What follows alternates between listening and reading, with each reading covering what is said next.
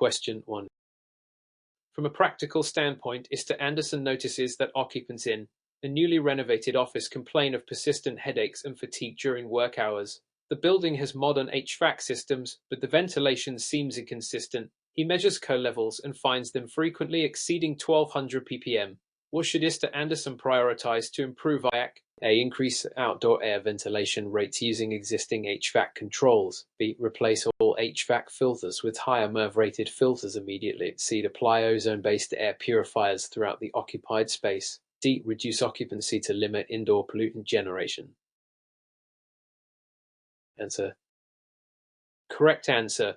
A. Explanation. Elevating outdoor air ventilation aligns with ASHRAE 62.1 standards, directly reducing co-accumulation and improving IAQ, while higher MERV filters improve particulate removal. They do not reduce CO, making them insufficient alone. Ozone-based purifiers are not recommended in occupied spaces due to respiratory hazards. Simply reducing occupancy addresses symptoms, but not the root cause. Prioritizing proper ventilation ensures pollutant dilution, occupant comfort, and compliance with industry IAQ best practices. Question 2. Considering the evidence, a hospital engineer observes uneven humidity levels across patient rooms, with some areas showing condensation on window frames. Mold spores have been detected in certain zones. What is the most effective immediate action to address this IAQ concern? A. Just humidification controls to reduce indoor relative humidity to recommended levels. B. Increase supply air temperature to accelerate air movement. C. Install OC lights at duct exits to kill all spores. D. Remove all furniture near windows to improve airflow. Answer. Correct answer. D. Explanation. Obstructed airflow near windows or damp surfaces contributes to localized condensation and mold growth. Clearing obstructions allows proper air distribution, reduces stagnant pockets, and enhances dehumidification efficiency. Adjusting humidification is important but insufficient if airflow is restricted. Increasing supply air temperature may affect comfort but does not target mold-prone surfaces. YUVC. Reduce microbial load in ducts but do not address condensation-driven surface growth, which is the primary IAQ concern. Question 3. When analyzing a commercial office, Ramirez notes that the building's HVAC system has significant duct leakage. Pressurization testing reveals imbalanced airflow between zones. Which corrective strategy should she implement first to restore proper IAQ and system efficiency? A. Seal duct leaks and balance supply and return airflow using dampers and airflow measurement tools. B. Increase fan speed to compensate for pressure losses in the system. C. Replace all ductwork with insulated flexible ducts. D. Install additional supply diffusers to improve air distribution. Answer. Correct answer. C. Explanation. Duct leakage undermines pressure balance, contaminant control, and energy efficiency. Proper sealing combined with airflow balancing restores designed ventilation rates, ensuring compliance with IAQ standards. Simply increasing fan speed may worsen leakage and energy costs. Replacing ductwork is often unnecessary if sealing suffices, making this an inefficient first action. Adding supply diffusers without correcting leakage does not resolve pressure imbalances. Systematic sealing and balancing is the most direct, standards-compliant approach. Question 4. Under the assumption that indoor VOC concentrations are rising in a school after recent painting, ISTA is tasked to mitigate occupant exposure. Which strategy most effectively addresses the source of chemical pollutants? A. Implement source control by selecting low VOC materials and increasing outdoor air ventilation. B. Install HEPA filters in return air ducts to capture VOCs. C. Schedule occupants for shorter exposure periods during classes. D. Use portable ozone generators to neutralize chemical vapors. Answer. Correct answer. A. Explanation. Source control, including low VOC materials and enhanced ventilation, is the most effective way to reduce chemical contaminant levels in occupied spaces, aligning with IAQ best practices. HEPA filters are ineffective for gaseous pollutants like VOCs. They primarily capture particulate matter. Reducing occupancy or exposure time does not eliminate the chemical source, only temporarily lowers exposure. Ozone generators can create harmful secondary pollutants, making them unsafe for occupied spaces. Mitigating the source remains the preferred strategy. Question 5.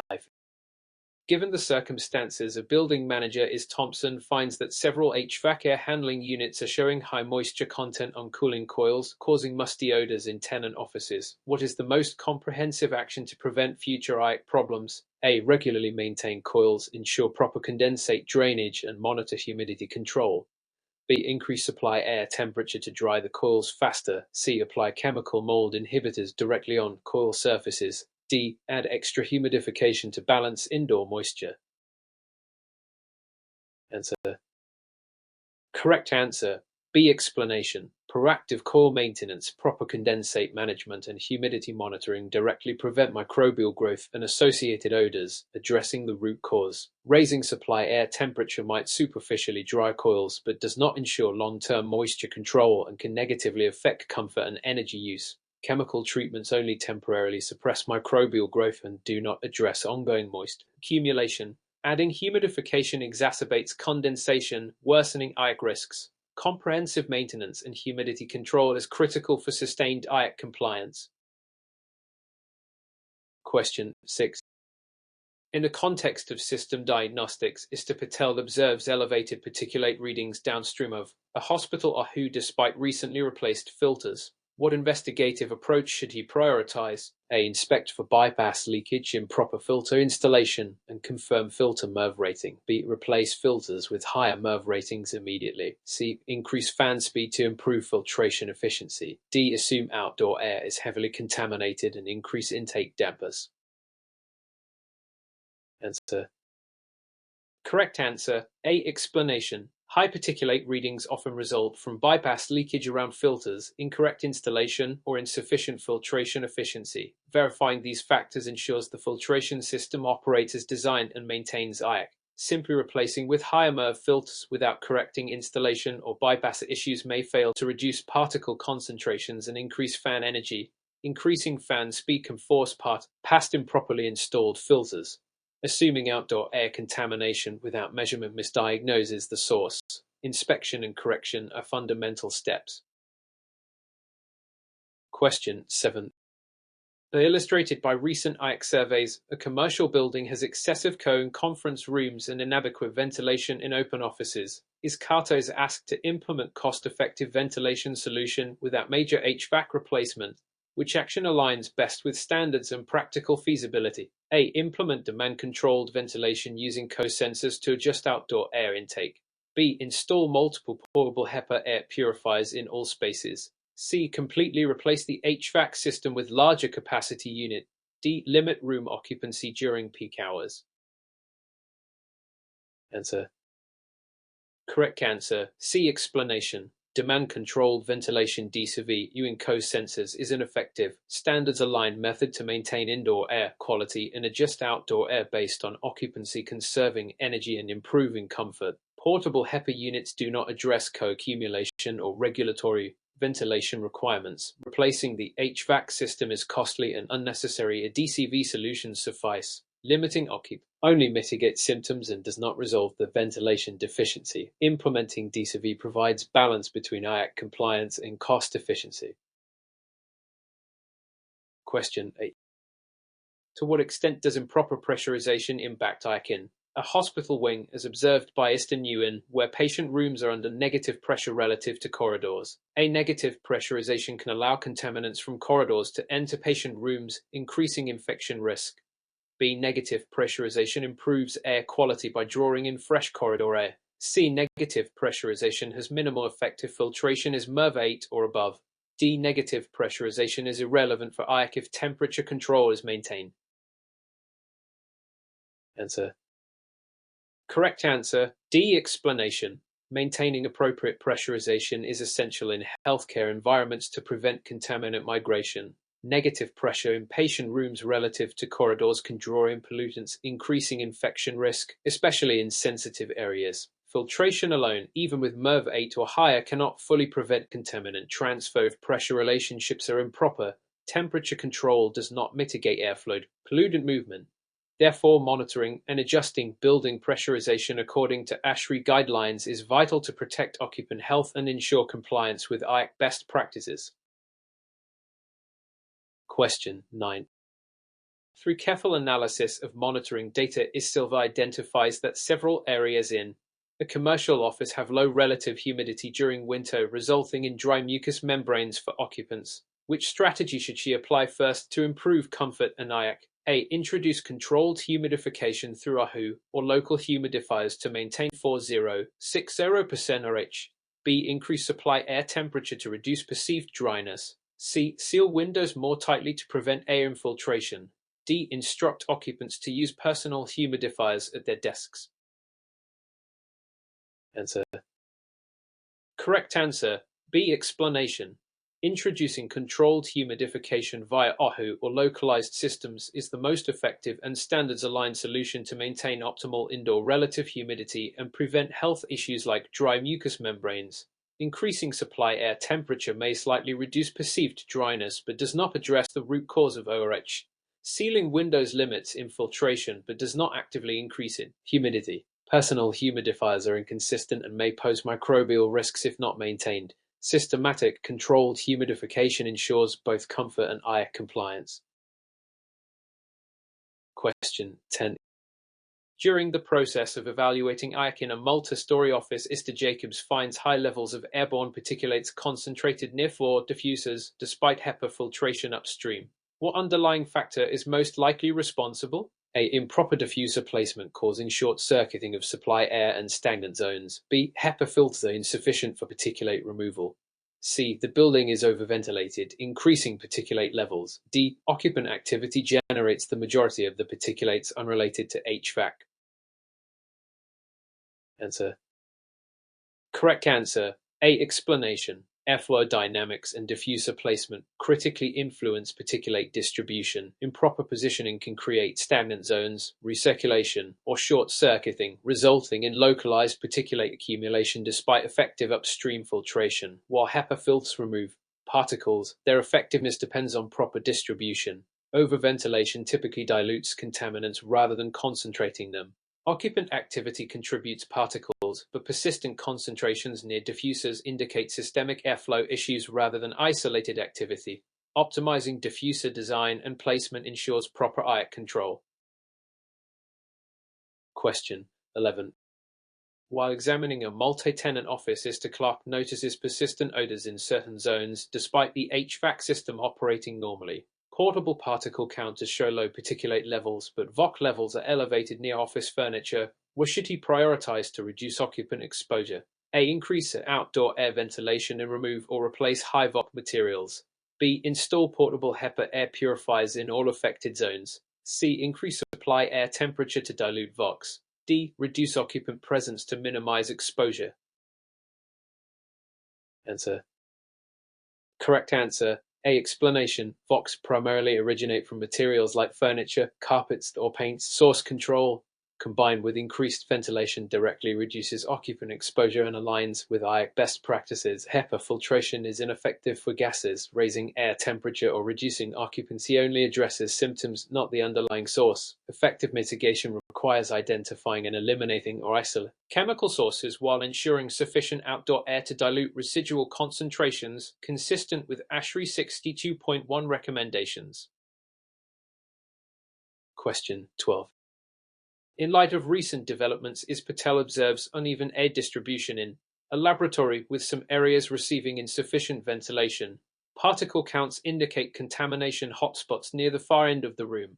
Which action should she take first? A. Adjust damper settings and rebalance supply air to eliminate stagnant zones. B. Increase fan speed to force more air into the room. C. Replace all supply diffusers with larger units. D. Seal windows to prevent outdoor air interference. Answer. Correct answer. C. Explanation. Rebalancing supply airflow using dampers and proper measurement ensures uniform ventilation, reducing particle accumulation in stagnant zones. Simply increasing fan speed may exacerbate turbulence and noise without resolving distribution issues. Replacing diffusers is often unnecessary if current units are properly positioned. Sealing windows does not address airflow imbalances caused by supply system design. Balancing is essential to comply with ventilation standards, maintain IAQ, and ensure contamination control in sensitive environments. Question 13. During the process of assessing indoor air quality, Mr. Lopez finds high humidity and mold growth near a building's chilled water coils. Condensate pans are partially blocked. What is the best corrective measure? A. Clean and ensure proper condensate drainage while monitoring indoor humidity. B. Increase chilled water temperature to reduce condensation. C. Install additional portable dehumidifiers in affected zones. D. Remove all occupants temporarily until mold levels drop. Answer. Correct answer. B. Explanation.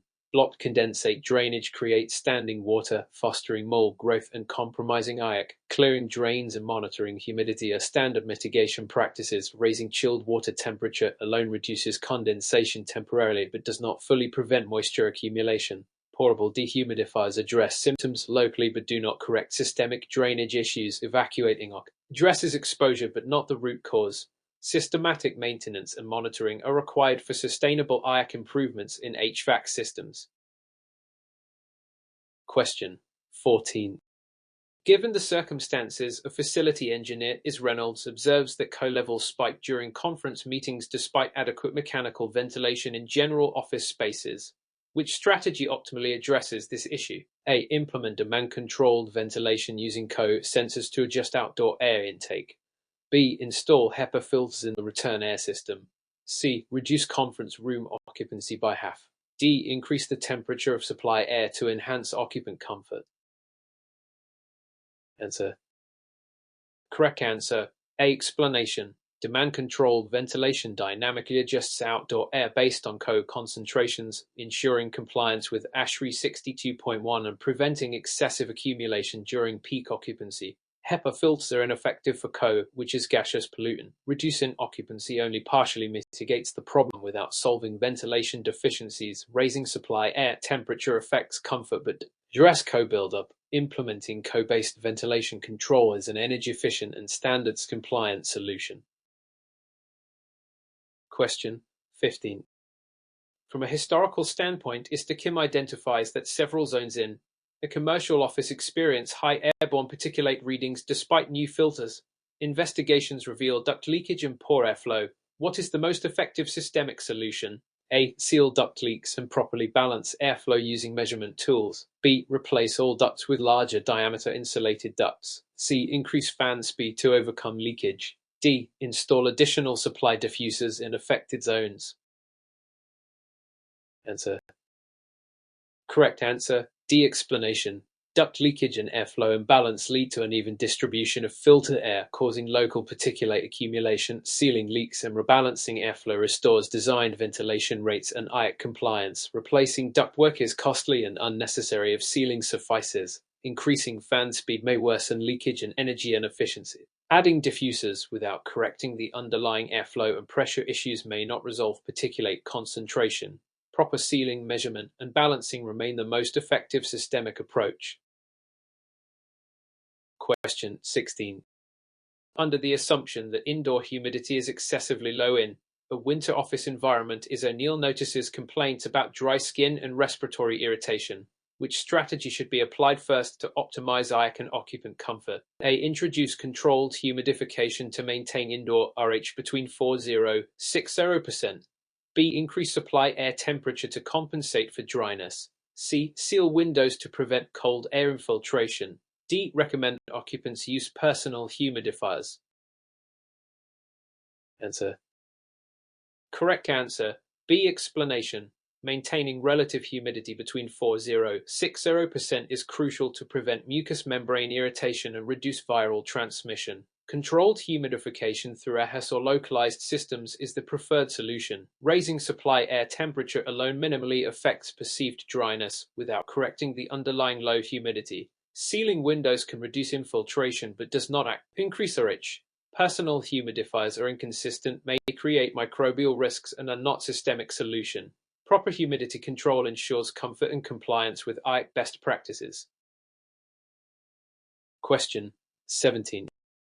When faced with elevated indoor chemical pollutant levels in a recently renovated office, Mr. Davis detects VOX from flooring and adhesives. Which mitigation approach is most effective and compliant with IAQ standards? A. Remove or seal high VOC materials and increase ventilation to dilute residual chemicals. B. Install HEPA filters in all return ducts. C. Apply ozone generators in occupied zones. D. Rotate occupancy to reduce individual exposure. Answer. Correct answer. C. Explanation. Eliminating or sealing the VOC sources combined with increased outdoor air ventilation directly reduces pollutant levels, addressing the root cause. HEPA filters are ineffective for gaseous VOCs. Ozone generators can react with VOCs but produce hazardous byproducts and are unsafe in occupied spaces. Rotating occupancy only reduces exposure temporarily and does not resolve contamination. Systematic source control and proper ventilation align with ASHRAE and EPA guidelines for maintaining healthy indoor environments. Question 18. Through the lens of IAQ analysis, Thompson observes high particulate concentrations near floor diffusers despite upstream HEPA filtration. What is the most probable cause of this phenomenon? A. Improper diffuser placement, creating stagnant or short-circuiting airflow zones. B. HEPA filters are not rated high enough for fine particles. C. The building is overventilated, increasing particle generation. D. Occupant activity is the main source of particulates unrelated to HVAC. Answer. Correct answer. D. Explanation. Localized particulate accumulation near diffusers typically results from improper airflow distribution or short-circuiting. Even with HEPA filters, poor diffuser design can create stagnant zones where particles concentrate. Filtration rating alone is insufficient if airflow is uneven. Overventilation does not usually increase particle concentration. It generally dilutes contaminants.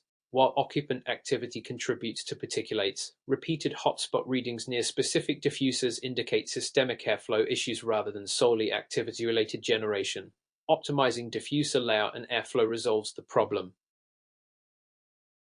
Question 19. Taking into account a recent IAQ survey, Mr. Edwards notes condensation forming on chilled beams and high relative humidity in conference rooms. Which solution aligns with best practices for preventing mold growth? A. Ensure proper condensate drainage and monitor indoor humidity to maintain recommended levels. B. Raise chilled water temperature to reduce surface condensation. C. Install portable dehumidifiers in all conference rooms.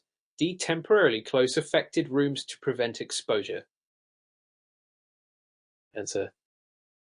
Correct answer. A. Explanation. Proper condensate drainage and humidity control are fundamental to preventing microbial growth on chilled beams and surfaces, consistent with IAQ and building science principles. Raising chilled water temperature may temporarily reduce condensation but does not address system-wide moisture control. Portable dehumidifiers provide localized relief but cannot replace systemic management. Temporarily closing only prevents occupant exposure without solving the moisture issue. Systematic maintenance and humidity management ensure sustainable IAQ improvements. Question 20. In a large office, Kim observes the CO levels frequently exceed acceptable limits in densely occupied zones. Which strategy most effectively addresses this issue while maintaining energy efficiency? A. Implement demand-controlled ventilation with CO sensors to adjust outdoor air intake dynamically.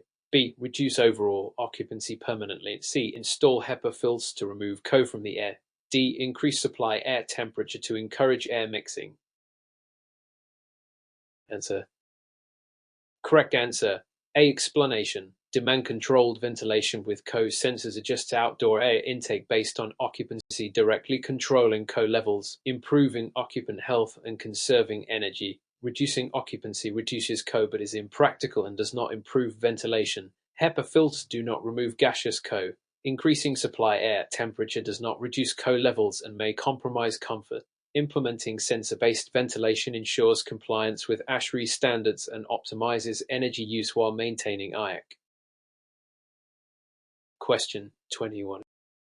In the context of indoor air quality, Mr. Bennett observes that a high-rise office has significant moisture accumulation near exterior walls during winter, causing musty odors. Airflow measurements indicate poor circulation near perimeter zones. Which approach should he prioritize to resolve the IAQ issue? A. Improve perimeter airflow and ensure proper insulation and vapor barriers.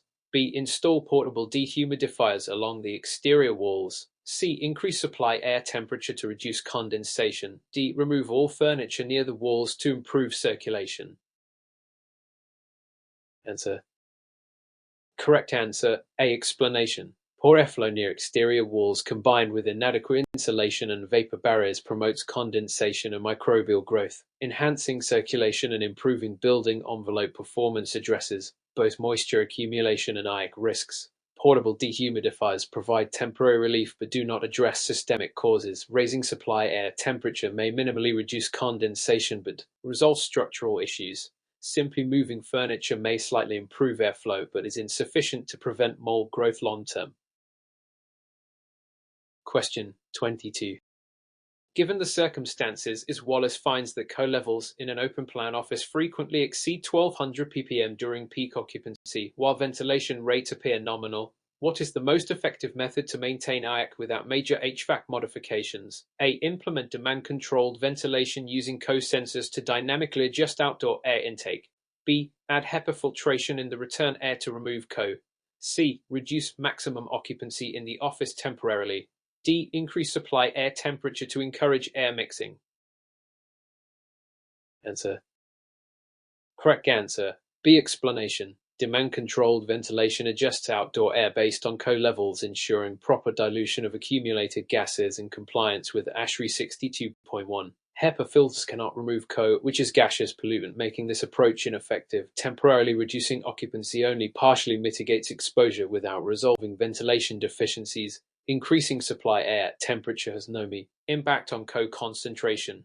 Properly implemented CO-based ventilation provides both energy efficiency and sustained IAQ improvements. Question 23.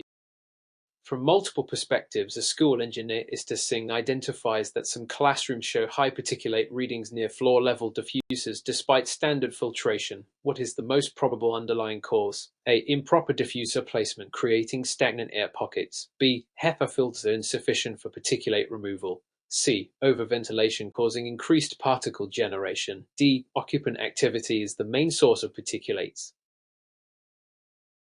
Answer. Correct answer. C. Explanation. Improper diffuser placement can create stagnant zones, concentrating particulates. Even with adequate filtration, HEPA filters are effective if airflow is correctly distributed. Overventilation generally dilutes contaminants rather than increasing them, so this is less likely the main cause. Occupant activity contributes to particle load but cannot explain consistent hotspots near specific diffusers.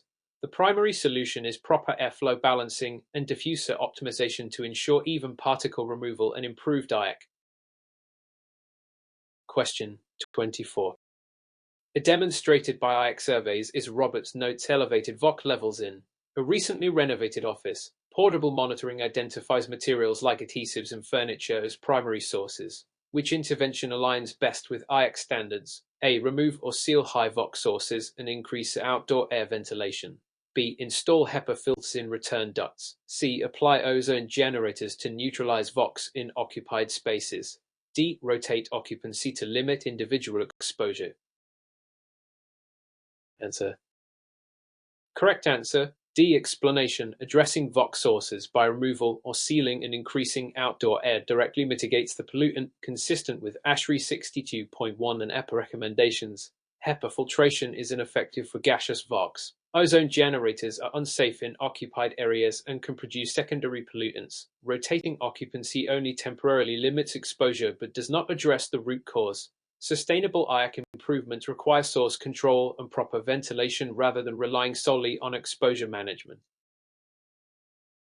Question 25. While evaluating a hospital wing, Mr. Johnson observes that negative pressurization in patient rooms is causing airflow from corridors, potentially introducing contaminants. What is the most appropriate corrective measure? A. Adjust room pressurization to ensure positive or neutral relative to corridors where appropriate.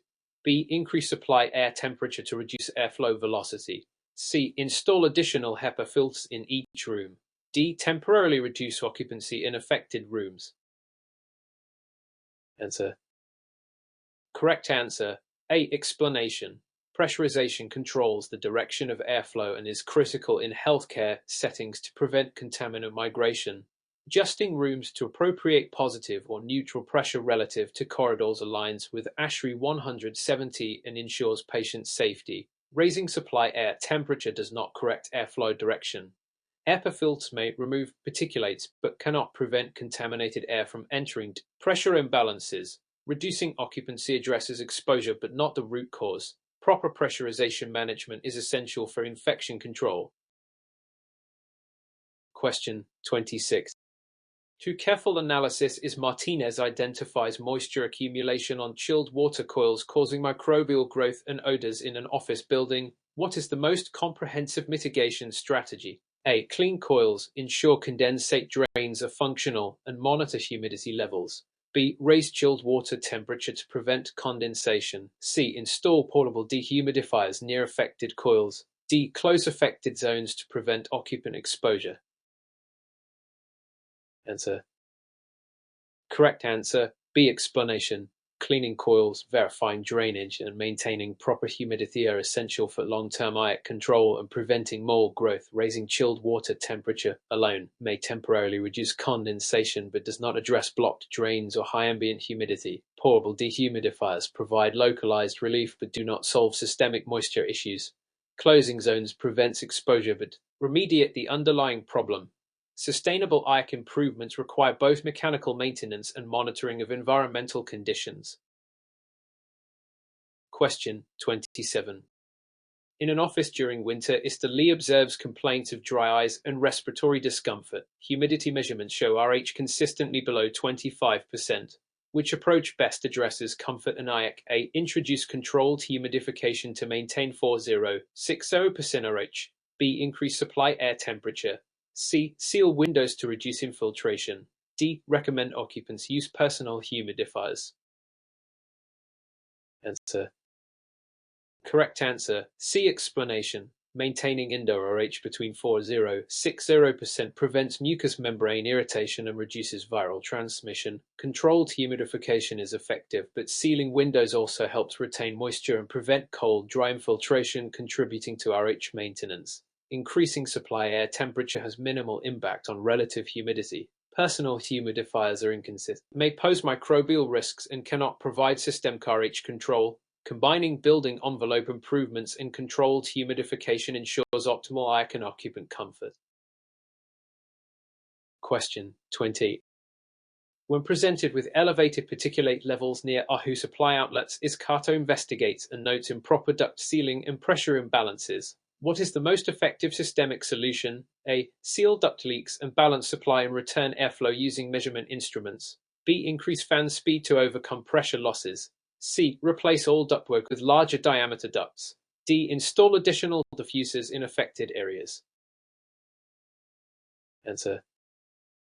Correct answer, D. Explanation. Duct leakage and imbalance can create uneven airflow, reducing the effectiveness of filtration and causing particle accumulation. Sealing leaks and balancing airflow are the most direct and standards-compliant solutions. Increasing fan speed may worsen leakage or increase energy use without resolving distribution issues. Replacing ductwork is often unnecessary if sealing suffices. Adding diffusers may help airflow distribution, but without addressing pressure imbalances, localized particulate problems may persist. Systematic sealing and balancing remain the optimal corrective approach.